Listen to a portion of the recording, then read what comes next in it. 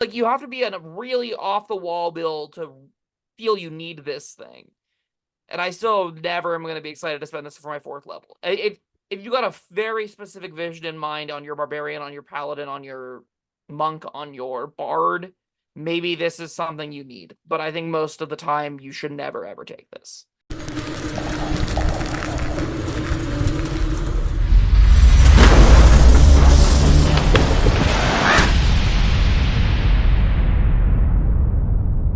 Hello, friends. Robert Bevan here, author of the Caverns Creatures series of comedy, fantasy novels, and short stories. With me is Sam West, and today we're talking about the feat fighting initiate. I'm a newbie, but I picked up dueling or 2-weapon fighting. I don't know, something like that. This is for Touch Called and everything. I don't know if this needed to exist. It's got prerequisite proficiency with a martial weapon. It says your training has helped you develop a particular style of fighting. As a result, you learn one fighting style option of your choice from the fighter class. So you can't choose druidic or blessed warrior. If you already have a style, the one you choose must be different, so you can't stack archeries. When you reach a level that grants you an ability score improvement, you can replace the feat's fighting style with another one from the fighter class that you don't have. So you don't get new ones, you just can replace one you already have. It's a weird thing to do. I mean, there's a lot of limitations on this feat that are unnecessary, in my opinion. Like, why does it have a prerequisite? Like, if I am proficient with a martial weapon, I'm probably a fighter, and I don't need this. Well, a surprising amount of classes just have proficiency with like a loose, random martial weapon. So like druids, for example, have proficiency with scimitars, which means they can take this if they No, want to, right? It's only like I think wizards don't have any martial weapon proficiency. Sorcerers might not either. But like if you do things like blade song, I think you get martial weapon proficiencies. Your species often gives you martial weapon proficiency. Like there are lots of ways to get one martial weapon proficiency. So I don't even, on top of it being needlessly exclusionary, I don't know like what actual limitation is it for what is not that high of a payoff. they're not rogues. Do they get any? They have to. I think they get short swords. Now that I know it's a martial weapon, so I just talked about 2-weapon fighting. You know, Yep, you get sword proficiencies. So and longsword proficiencies for some reason. Why do rogues get longsword proficiencies? Have you ever used a longsword on a rogue? Commenters down below, let me know. That seems just like bad because you don't even get to have sneak attack to that. Anyway, not important. So on rogue, you take archery and then you get +2 to hit, and +2 to hit for a feat is actually kind of close, right? But like the it's to one attack like roll. only use case I'm thinking. There's The list you get is archery. high from the fighter class. This is not this is not a great feat. But why limit it more? Well, so fighter gets all of them but the 2 druidic warrior, blessed warrior, and that's just worse than taking any of the magic feats, right? Like if you were to take a druidic initiate and get your 2 druid cantrips, you should have just picked magic initiate and also got a 1st level spell. So like that's kind of moot in my mind. It'll Yeah, give you a place to search for what is actually the text because fighters have every fighting style outside of those 2. yeah.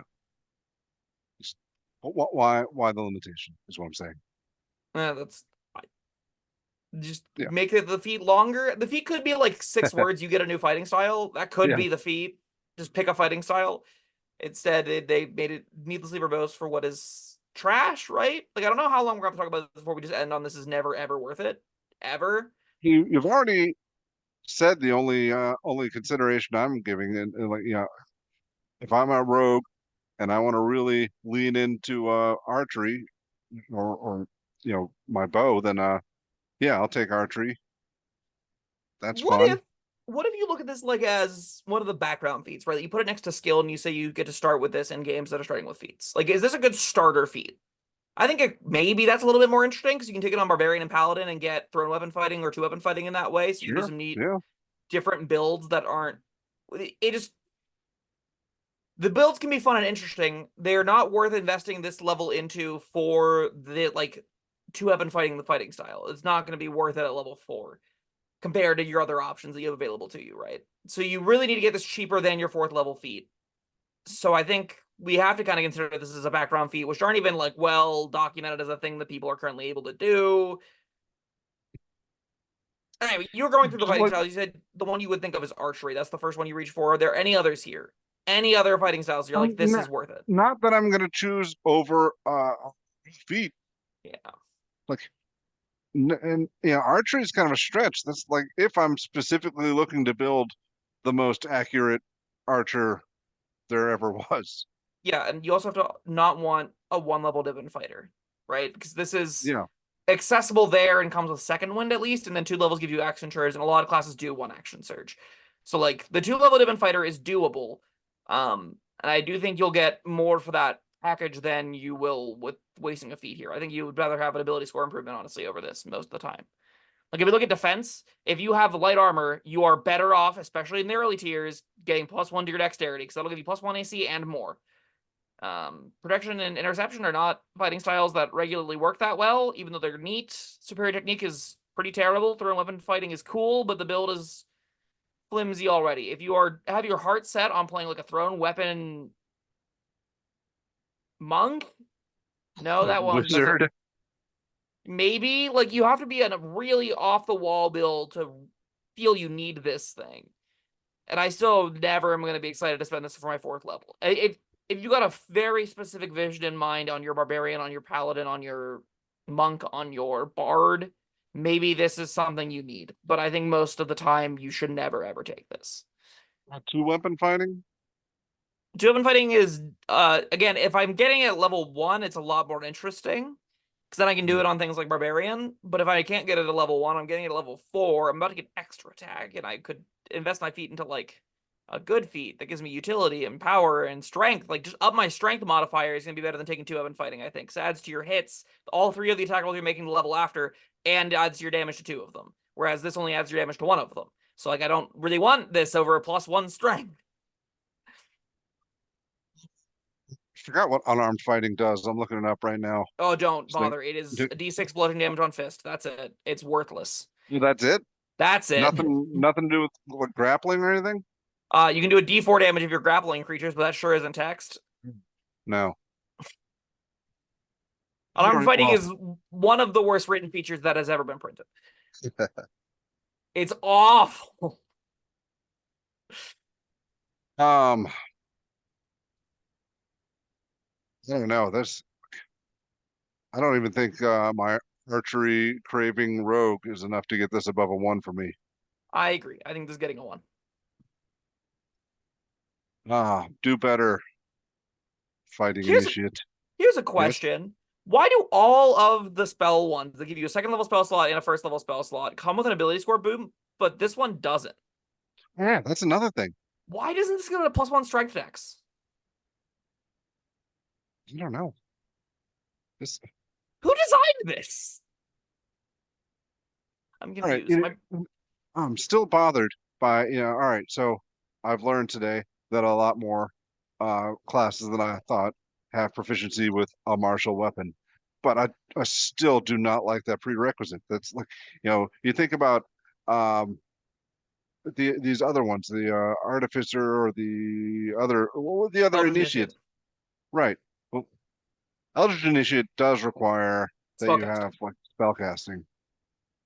But anyway, it just feels like or magic initiate. Like you're not expected to be a spellcaster to use that.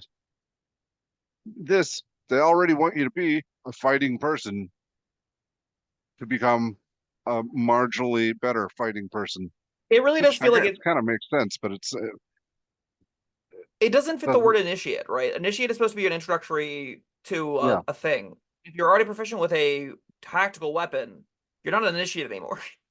yeah. You're training maybe more with it, but like that makes you an adept or like you know, better than an apprentice. It makes you average with it at least, right? Competent. Competent. Fighting with competence should be the name of this feat. All right. That was fighting initiate. If viewers at home, if you think this deserves higher than a 1, I'd like to hear why. I just can't Um, envision that. I mean, there are a lot of fighting styles. Maybe there's some niche things you can do with subclasses or something. I don't know. Only one way to find out. Commenters, let us know. Yeah, let us know. Or if you agree with us, let us know that as well. Also, let us know if you think unarmed fighting deserves anything better than the 0 that it actually is.